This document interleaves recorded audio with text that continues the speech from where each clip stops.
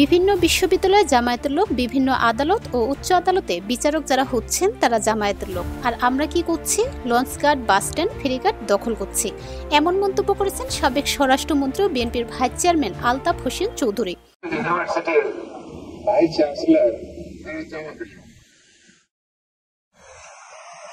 কোর্টের ম্যাজিস্ট্রেট বা হাইকোর্টের জাস্টিস নতুন যারা যাচ্ছে সব জামাতের লোক।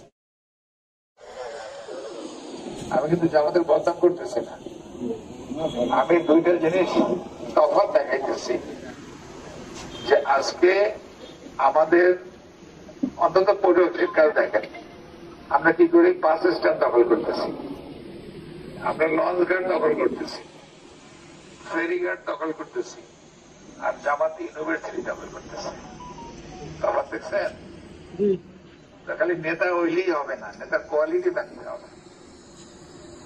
যদি নেতা মনে করে যে চাঁদাবাজি করাই তার কাজ, দখলবাজি করাই তার কাজ, তাহলে আমাদের নেতৃত্ব তৈরি হবে।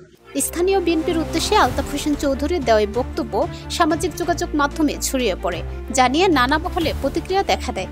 ডাকসু নির্বাচনে ছাত্রদল সমর্থিত প্রার্থীদের এই ভরাডুবির পর এই বক্তব্যটি ফেসবুকে অনেকেই শেয়ার করে মন্তব্য করেছেন, বিএনপিকে দেওয়া আলতাফ হোসেনের সতর্কতা কি আজ প্রমাণিত সত্য?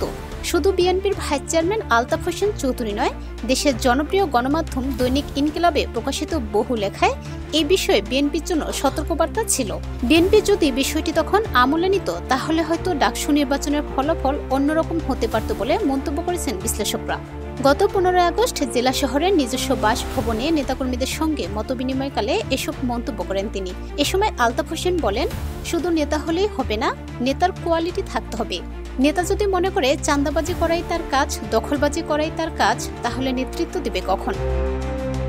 এর আগে গত 12 আগস্ট দুমকি উপজেলায় আয়োজিত এক মতবিনিময় সভায় আলতাফ হোসেন বলেন, পটুয়াখালীতে এখন আর আওয়ামী লীগ নেই, চাঁদা দিয়ে সব বিএনপি হয়ে গেছে। তিনি বিএনপিকে সতর্ক করে আরো বলেন, 2024 সালের আগস্ট পরবর্তী সময়ে যারা পটুয়াখালীতে চাঁদাবাজি, দখলবাজি, লুটপাট করেছে তাদের নাম, ঠিকানা, ছবি সহ আমাদের ও গোয়েন্দা সংস্থার কাছে আছে।